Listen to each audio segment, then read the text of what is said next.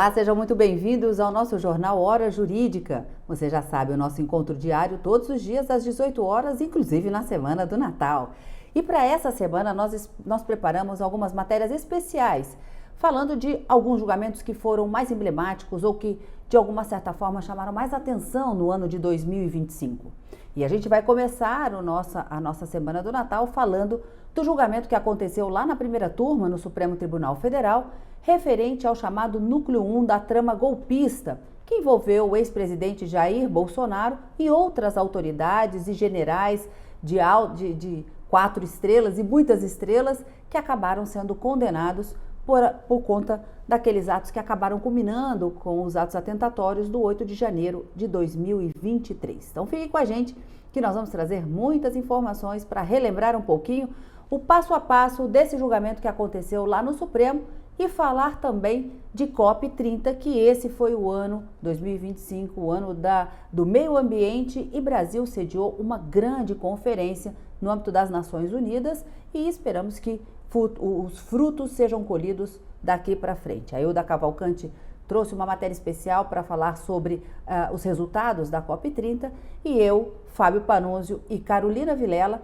vamos trazer alguns detalhes das informações do julgamento desse chamado Núcleo 1. Então nós vamos falar que Bolsonaro e outras autoridades, desde quando eles viraram réus lá no Supremo, como foi a condenação de cada um deles, o início do cumprimento das penas, que aconteceu agora no finalzinho, no apagar das luzes de 2025, um dos réus condenados acabou fugindo para os Estados Unidos, Alexandre Ramagem, e a gente vai falar sobre as consequências dessa decisão e dessa condenação. O ministro Luiz Fux foi para a segunda turma, logo depois do encerramento do julgamento desse Núcleo 1, e Eduardo Bolsonaro também acaba virando réu lá na Suprema Corte. E sendo ele deputado federal, Fábio Panunzio vai falar um pouquinho para a gente sobre a possível perda do mandato pelas ausências na Câmara dos Deputados e as consequências em relação a essa situação de Eduardo Bolsonaro. Então fique com a gente que nós vamos começar agora chamando lá a Carolina Vilela para conversar com a gente sobre esse julgamento do ex-presidente Jair Bolsonaro, que desde março, não é, Carol? Ele virou réu no Supremo Tribunal Federal quando houve efetivamente o recebimento da denúncia, até então, pelos 5 ministros que compunham a primeira turma lá do Supremo. Antes de te passar a palavra, Carol, muito boa noite para você. Obrigada por estar aqui mais uma vez no nosso jornal, só para eu trazer um pano de fundo desse julgamento que aconteceu, para você trazer os detalhes da condenação. A primeira turma recebeu a denúncia em março de 2025 e esse recebimento se deu por maioria de votos. Nem todo mundo concordou com o recebimento da denúncia porque havia uma discussão sobre o Supremo seria ou não o órgão do Poder Judiciário competente para julgar, e depois veio uma discussão sobre a primeira turma, mas a maioria decidiu que o processo ficaria no próprio Supremo. Quem eram os réus? O ex-presidente Jair Bolsonaro, Alexandre Ramagem, Almir Ganier Santos, Anderson Torres, Augusto Heleno, Mauro César Barbosa Cid, que foi o delator e era o ex-ajudante de ordens de Jair Bolsonaro, Paulo Sérgio Nogueira de Oliveira, Walter Braga Neto, e todos eles se tornaram, portanto, em março, réus naquela ação penal 2668. Quais eram as principais acusações? 5 crimes. Dentre esses crimes, organização criminosa armada, tentativa de abolição violenta do Estado Democrático de Direito, golpe de Estado, dano qualificado ao patrimônio da União, deterioração do patrimônio tombado. Havia uma estrutura de organização criminosa, foi reconhecida, e depois de todo o processo já aparelhado com provas, documentos, oitivas de testemunhas e também a oitiva dos próprios réus, o ministro relator Alexandre de Moraes entendeu que o processo já podia ser julgado no mérito, condenados ou absolvidos. E agora eu chamo Carolina Vilela, então, para falar para a gente sobre essas condenações que aconteceram. Boa noite, Carol, mais uma vez. Conta pra gente como é que foi esse julgamento que a gente acompanhou aqui no HJUR, trouxemos várias matérias sobre isso, inclusive você acompanhava de lá, direto do Supremo, fazendo minuto a minuto. Como é que foi esse julgamento e qual foi o score final? Oi, Karina, muito boa noite para você, boa noite para todo mundo que nos acompanha. Não tem como a gente encerrar o ano sem relembrar esse julgamento que é considerado o julgamento do século. Afinal de contas, é o primeiro ex-presidente condenado por tentativa de golpe de Estado. E é como você mesma disse, né? Houve todo um processo, todo o rito que é cumprido quando chega uma denúncia no Supremo Tribunal Federal. A denúncia foi apresentada pela Procuradora-Geral da República, então foram cumpridas todas as etapas processuais e o julgamento ocorreu em setembro. Foram vários dias, nós acompanhamos aqui, cobrimos na íntegra esse julgamento, foram dias cansativos em que as defesas fizeram sustentações orais extensas. Houve ali a apresentação da denúncia, né? A PGR reiterou, né? Reafirmou, voltou a pedir a condenação dos réus, que são o ex-presidente Jair Bolsonaro e outros 7 ex-aliados, como você mesma também já disse, e todos eles foram condenados. A única exceção é o tenente-coronel Mauro Cid, ele que foi o delator do esquema, fez aquele acordo de colaboração premiada, ele foi condenado também, mas ele foi condenado a 2 anos em regime semiaberto e já havia cumprido essa pena, foi o que a defesa pediu logo após a decisão do julgamento, porque ele estava ali com tornozeleira eletrônica e cumprindo uma série de medidas cautelares. O ex-presidente Jair Bolsonaro foi quem teve a maior pena, ele que foi considerado pela PGR e também pelos ministros da primeira turma do STF, o líder desta organização criminosa que articulou e tentou dar um golpe de Estado logo após as eleições de 2022 aqui no Brasil. O plano incluía também a tentativa de assassinato, pelo menos o planejamento, né, não houve a tentativa em si, mas o planejamento de assassinato de autoridades, como o presidente eleito Lula, o vice Geraldo Alckmin e também o próprio ministro Alexandre de Moraes. Então, Jair Bolsonaro foi condenado a 27 anos e 3 meses de prisão, recebeu a maior pena. Na sequência, tem o ex-ministro da Casa Civil, que era vice do Bolsonaro na chapa, na corrida presidencial, Braga Neto. Ele foi condenado a 26 anos de prisão em regime inicial fechado. Ele já estava preso durante o julgamento no Rio de Janeiro e permanece preso. O ex-comandante da Marinha, Almir Garnier, foi condenado a 24 anos de prisão. O ex-ministro da Justiça e Segurança Pública, que na época dos atos antidemocráticos de 8 de janeiro de 2023, era o secretário de Segurança Pública do DF, Anderson Torres, condenado a 24 anos de prisão. O ex-ministro do Gabinete de Segurança Institucional, Augusto Heleno, foi condenado a 21 anos de prisão. Paulo Sérgio Nogueira, que era o ministro da Defesa, recebeu a pena de 19 anos de prisão. E o Alexandre Ramagem, que é deputado federal, e ele era o diretor-geral da ABIN, a Agência Brasileira de Inteligência. Então, Ramagem foi quem recebeu a pena menor, de 16 anos de prisão, e ele fugiu, então, para os Estados Unidos. Karina, foi um julgamento longo, né, do ponto de vista que foram muitos dias ali em que a imprensa inteira acompanhou, tanto a imprensa nacional como a imprensa internacional. Vale a pena a gente relembrar, porque é um fato que vai constar certamente nos livros de história, né, porque faz parte da história mais recente, não só do Supremo Tribunal Federal, mas como também do país. Então, considerado aí um dos julgamentos mais importantes, que teve toda essa mobilização e todo esse esquema que acabou sendo denunciado pela PGR, investigado pela PF, denunciado pela PGR e confirmado por meio das condenações pela primeira turma do Supremo Tribunal Federal. Karina. É isso mesmo, Carol. Sem dúvida alguma, foram julgamentos que movimentaram 2025 e numa agenda que todos os ministros da primeira turma acabaram, vamos colocar assim, colocando o máximo de esforço para que esses julgamentos fossem finalizados até dezembro, antes do recesso efetivamente. Como você disse, Alexandre Ramagem, deputado federal, ele foi condenado por apenas 3 crimes, 2 ficaram suspensos porque os fatos teriam acontecido depois da diplomação. Mas isso não significa impunidade. De toda forma, ele, quando terminar o mandato dele, por algum motivo, por cassação ou qualquer outro motivo, ele pode vir a ser processado e ter que responder também por esses outros 2 crimes. Mas ele, logo depois da condenação, acabou fugindo para os Estados Unidos, como você mesmo falou. E depois dessa condenação, não é, Carol?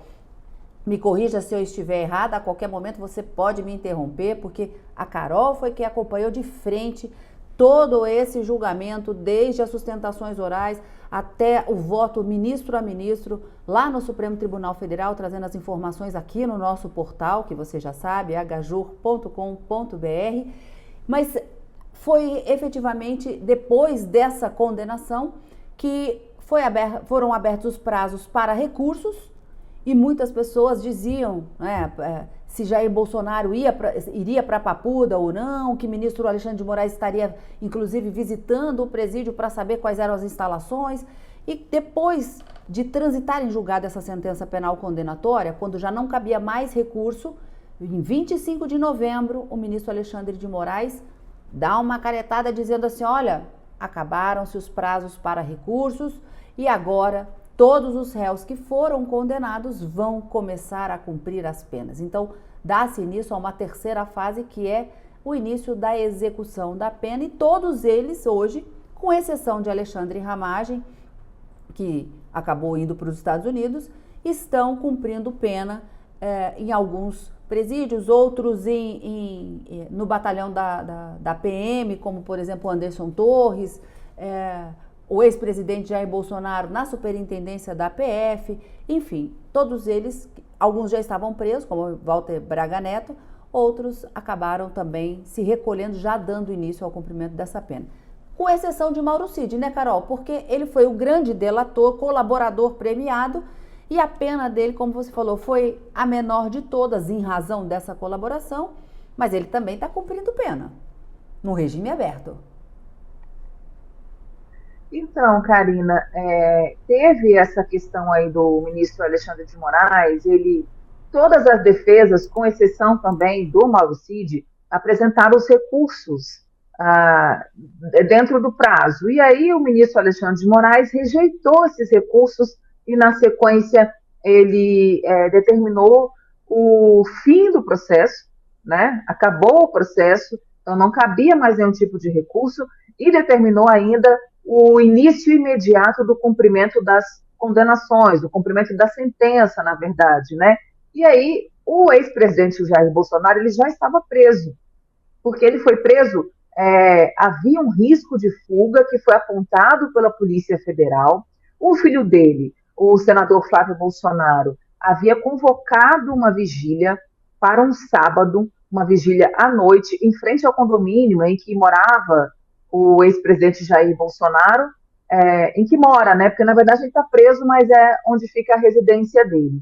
E, diante disso tudo, houve ainda a violação da tornozeleira eletrônica.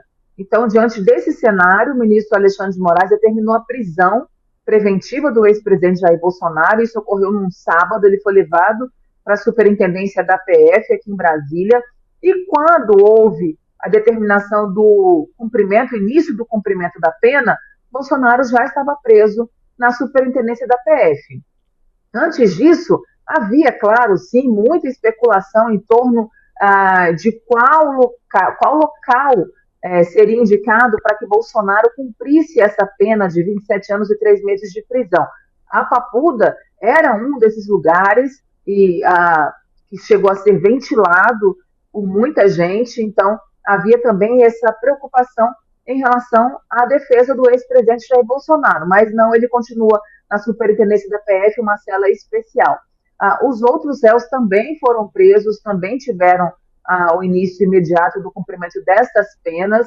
O ex-ministro do GSI, Augusto Heleno, e também o ex-ministro da Defesa, Paulo Sérgio Nogueira, os dois cumprem a pena no Comando Militar do Planalto, aqui em Brasília. O Anderson Torres, ele foi para o 19º Batalhão da PM, mas é uma unidade que fica dentro do complexo da Papuda.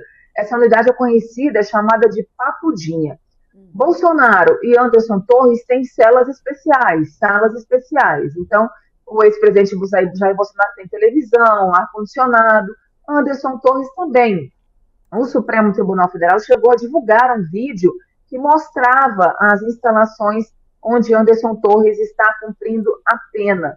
Então, portanto, com exceção do deputado federal Ramagem, que não iniciou o cumprimento da pena imediatamente, logo após a determinação do ministro Alexandre de Moraes, porque ele fugiu para os Estados Unidos, né? Tinha fugido, assim que foi condenado, ele fugiu para os Estados Unidos. Então, a gente percebe que as defesas, inclusive a defesa do ex-ministro do GSI, Augusto Heleno, entrou com prisão humanitária, né, domiciliar, humanitária, alegando que ele tem problemas de saúde, inclusive citou o diagnóstico de Alzheimer, e então ainda não houve uma decisão do ministro Alexandre de Moraes em relação a isso.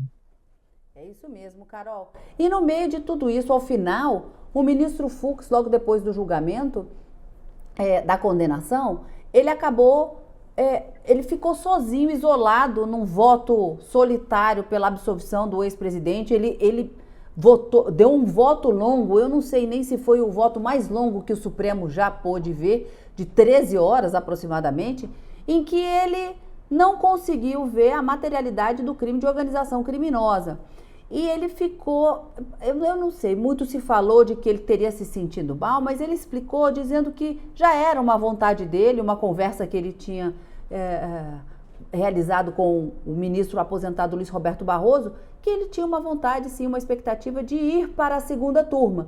Então, logo esse julgamento aconteceu, o ministro Luiz Fux foi, portanto, para a segunda turma, não participando mais do julgamento dos recursos. E aí, nos recursos que foram apresentados e foram rejeitados, a princípio sozinho pelo ministro Alexandre de Moraes e depois referendado pela turma, né, de que não eram cabíveis os embargos de declaração e nem muito menos os embargos infringentes, que a defesa queria, sim, levar a discussão para o plenário em busca de uma possível absolvição daqueles réus, o ministro Alexandre de Moraes, com o aval, vamos entender dessa forma, dos outros 3 ministros da primeira turma, confirmaram as sentenças condenatórias, eles começaram a cumprir pena. Obrigada, viu, Carol, pela sua participação aqui no nosso jornal e a gente volta a se falar no jornal de amanhã ainda. Não vou te desejar Feliz Natal, mas já isso vai acontecer. Obrigada, Carol, porque agora eu vou falar um pouquinho com o Fábio Panunzio sobre Eduardo Bolsonaro. Os Bolsonaros estiveram, né, no olho da mídia e do próprio Supremo Tribunal Federal ao longo desse ano de 2025, e nós não podemos deixar de falar de Eduardo Bolsonaro, que também acabou virando réu e protagonista indefensável, não, vamos dizer, um defensor sagaz do seu pai, lá nos Estados Unidos, junto ao governo de Donald Trump, numa tentativa de punir o ministro Alexandre de Moraes e outras autoridades também aqui no Brasil, que se posicionaram contra Jair Bolsonaro e que, de uma certa forma, acabaram levando a essa condenação. Oi, Fábio, boa noite. Eduardo Bolsonaro se tornou réu, mas não dentro desses núcleos, mas por conta da conduta dele depois dessa condenação do ex-presidente Jair Bolsonaro. Boa noite. Boa noite, Karina. Boa noite, pessoal que está assistindo a gente nessa antevéspera aqui de Natal. Olha, aconteceu um fato curioso no Brasil, que foi, digamos assim, uma troca de discursos, né? A extrema-direita brasileira, que estava tão habituada a fazer a defesa da tortura, dos torturadores, né, do Brilhante Ustra, que foi o mais cruento de todos os torturadores brasileiros, doutor Tibiriçá, a gente se lembra muito bem do voto, por exemplo, do Bolsonaro no impeachment da Dilma, dedicado a esse personagem da história, né? Tantas vezes falaram em grupos de extermínio, mas a chegada da realidade dura do cárcere acabou mudando muito o discurso. E hoje você vê esse pessoal todo que tecia elogios à tortura, torturadores, a regime de exceção, falando sobre direitos humanos, que foi um progresso, não se pode deixar de anotar, né, o crescimento conceitual, civilizatório que isso enseja. Mas o Eduardo Bolsonaro, ele também aderiu a uma plataforma, digamos assim, que é uma plataforma um pouco desfocada da realidade. Por quê?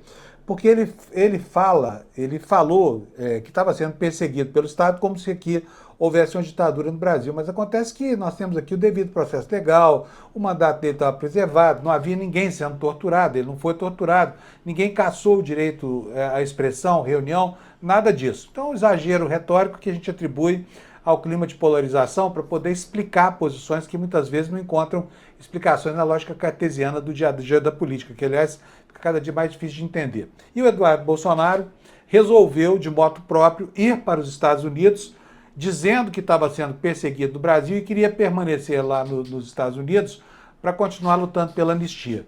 Mas o que ele fez? Ao fazer isso, ele... Não estou nem entrando no mérito da campanha antipatriótica que ele fez, mas estou falando aqui da escolha que ele fez de abrir mão do mandato de deputado. Depois se arrependeu algumas vezes, tentou fazer com que isso não tivesse efeito, né?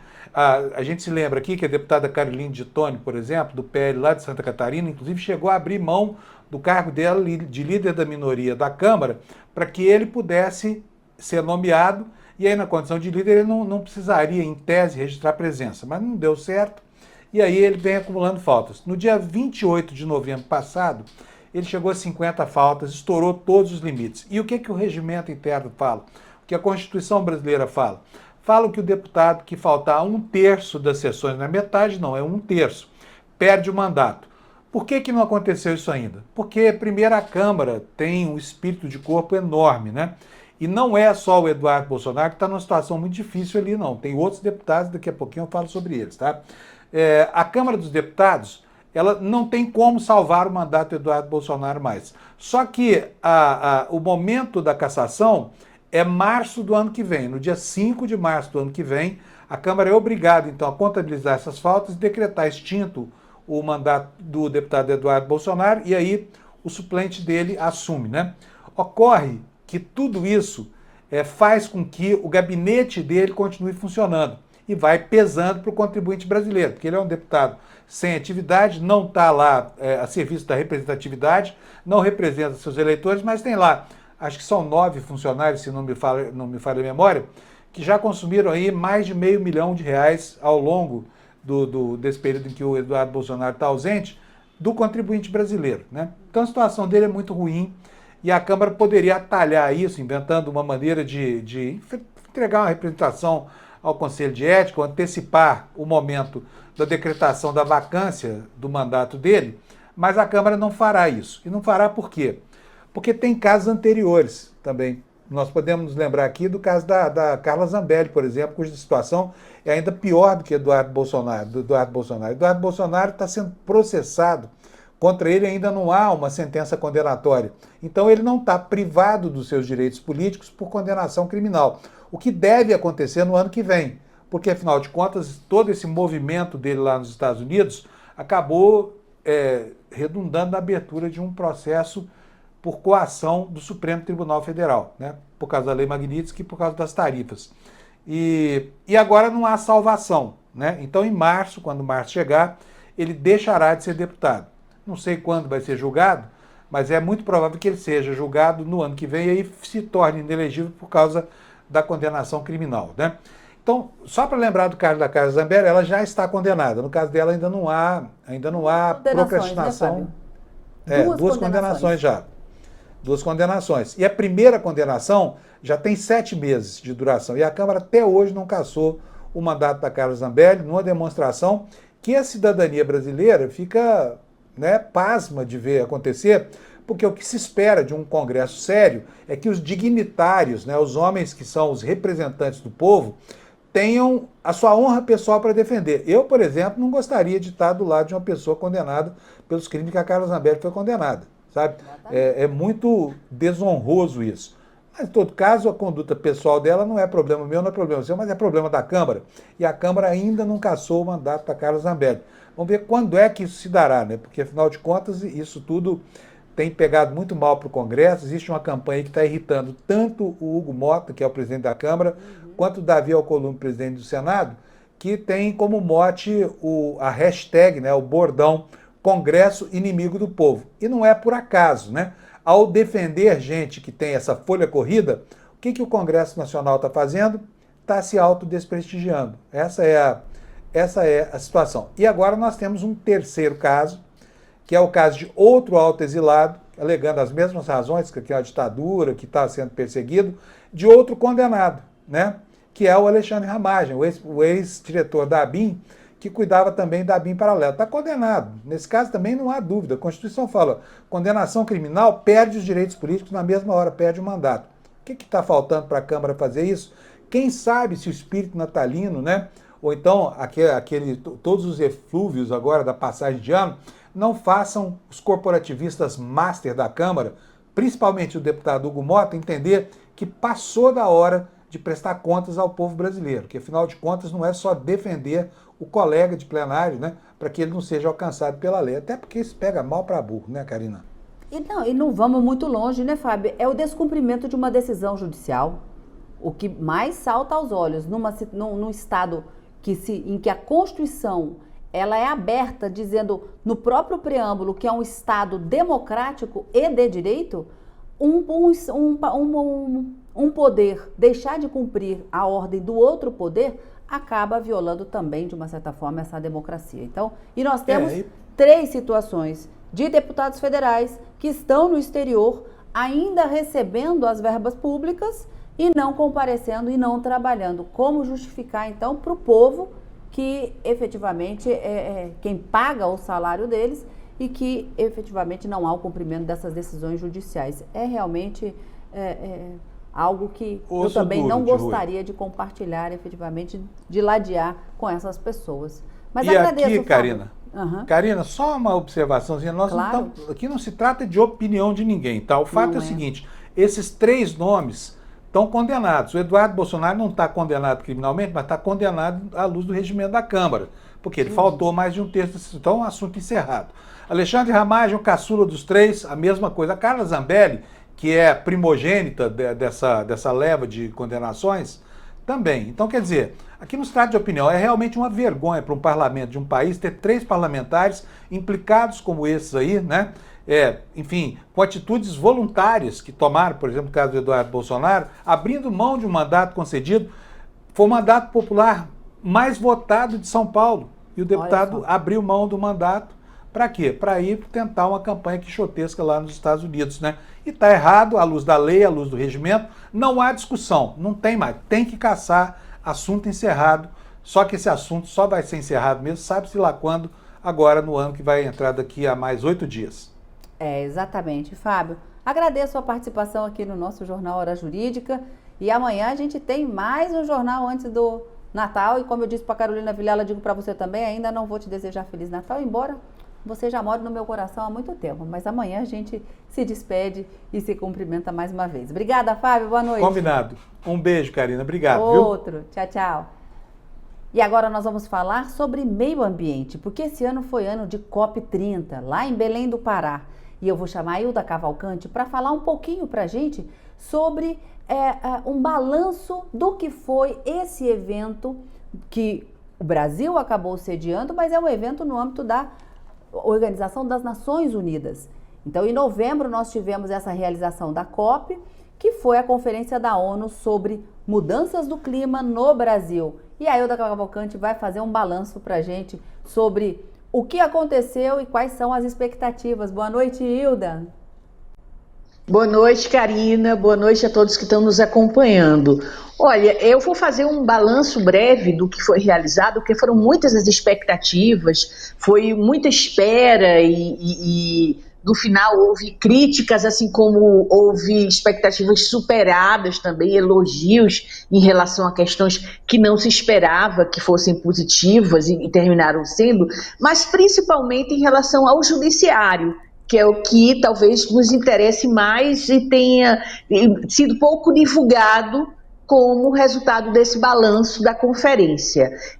Desde o início, desde o primeiro semestre desse ano, já havia uma preocupação em relação a hotéis, acomodações, esse tipo de coisa, mas no final das contas, o que marcou mesmo a COP é que o mundo, de certa maneira, nesse evento, começou a discutir de verdade, isso são palavras de cientistas, a questão dos combustíveis fósseis, o uso de combustíveis fósseis e a questão também do desmatamento, que sempre foram criticados e tal, embora tenham sido considerados que foram elencados entre os compromissos de uma maneira menor do que a expectativa, foi a primeira vez que esse debate foi um debate mais amplo de todas as outras conferências já realizadas. E também houve uma frustração em relação aos cientistas, porque eles não conseguiram incluir também nesses compromissos de forma mais forte outras situações que possam ajudar a manter o mundo dentro do limite de aquecimento de 1,5 graus, que é o que se espera para o planeta nas próximas décadas. Então, o que acontece? O presidente da COP, o embaixador André Corrêa do Lago, ele concluiu o evento ao lado da ministra Marina Silva, com uma série de compromissos a serem negociados, tratados a serem assinados, acordos bilaterais entre os países, para conseguir intensificar tudo que foi discutido nesta conferência ao longo de 2026. Vamos ver, isso tem muito a ver com relações internacionais, com toda uma estratégia política, e a gente vai ter que aguardar isso. Agora, o que foi elogiado bastante em relação a essa conferência? Ela teve a participação de 195 países, no final das contas, porque começou com aproximadamente 120, 130 países, mas no final representantes, delegações de 195 países passaram por Belém e participaram dos debates de alguma forma, e foi considerada a conferência sobre mudanças climáticas que teve maior participação social na história até hoje. A chamada Cúpula dos Povos reuniu 25 mil pessoas de mais de 1.000 organizações do mundo inteiro. E, inclusive, desse total de 25 mil pessoas, foram 3.000 representantes de povos indígenas, tanto brasileiros como da América Latina, como de outros países. Enfim, tem uma série de, como eu estou falando aqui, recortes sobre esse balanço. Mas o que mais interessa a gente foi essa questão do judiciário, que, por estranho que pareça, foi divulgado pouco em meio a todo esse contexto. O judiciário já tem cerca de 2 anos, desde 2023, que vinha realizando, por meio de tribunais diversos, várias reuniões, enunciados e separando comissões de magistrados e técnicos para discutirem nos painéis formas da justiça do Brasil, integrada inclusive à justiça de outros países, de terem temas consolidados no combate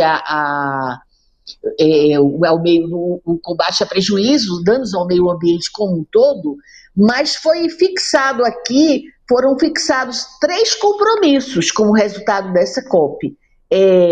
O primeiro foi o fortalecimento da ação penal para enfrentar os crimes ambientais que possuem ligações com redes de macrocriminalidade, como questões de tráfico de pessoas, tráfico de armas, drogas, mineração, temas que atuem de forma atípica em regiões como a Amazônia, em biomas importantes do território brasileiro, e isso também foi reverberado para os judiciários de outros países. Isso foi protocolado, assinado pelo Brasil, pelos tribunais brasileiros por meio do CNJ, mas isso também foi levado pela COP para ser usado como exemplo para judiciários de outros países.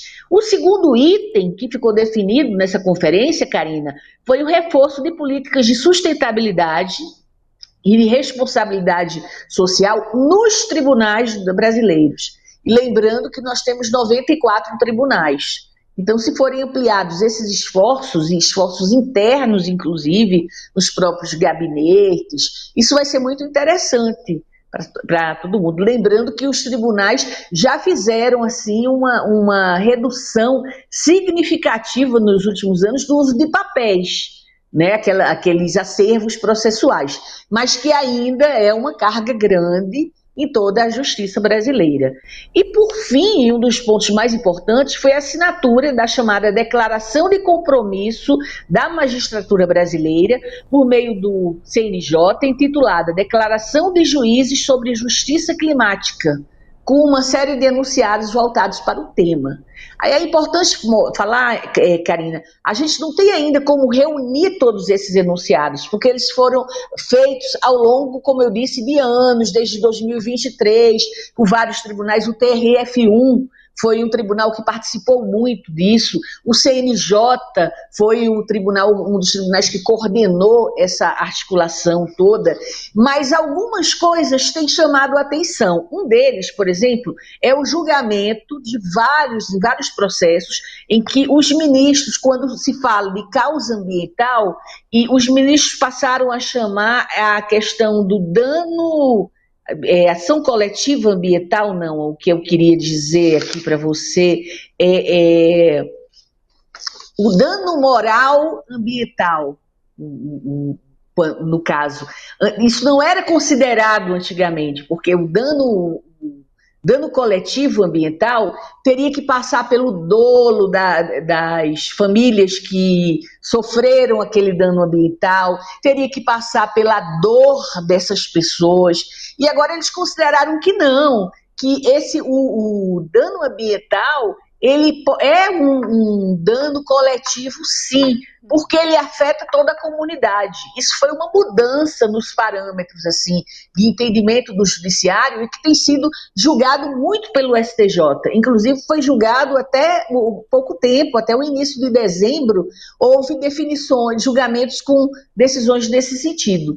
Então foi uma espécie de catalisador para o judiciário, de novas formas de tratar a questão, não só climática, como a questão de controle do meio ambiente e de se aplicar penas mais rígidas para as pessoas que cometem esse tipo de crime, Karina.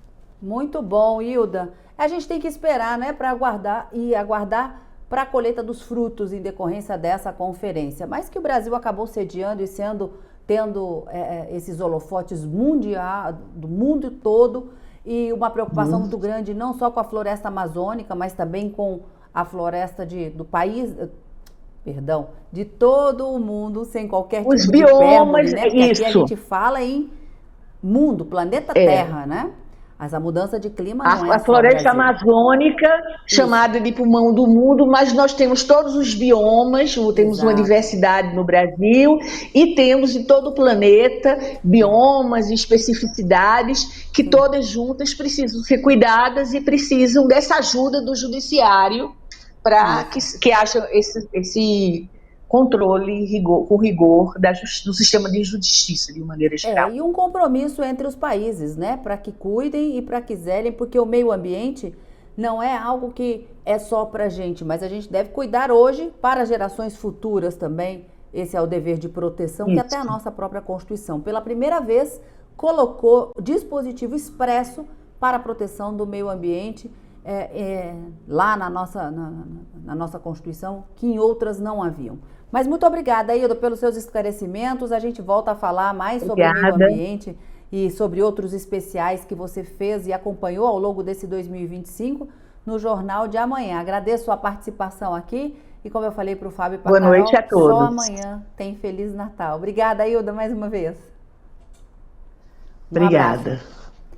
E para você que nos acompanhou até agora, obrigada pela sua audiência, obrigada por estar aqui com a gente no nosso canal do YouTube. Aproveita, faça a sua inscrição, acompanhe todos os nossos jornais, você já sabe, às 18 horas, nosso encontro marcado, e siga a gente também em agajur.com.br. Todas essas informações que nós estamos trazendo aqui, trazendo luzes principalmente nesse finalzinho de 2025, você encontra lá no nosso portal e muito mais de informações que foram dadas no Poder Legislativo, no Executivo, no Judiciário, não só da capital federal, mas em todo o Brasil. Obrigada pela sua companhia. Amanhã às 18 horas a gente volta. Uma boa noite. Tchau, tchau.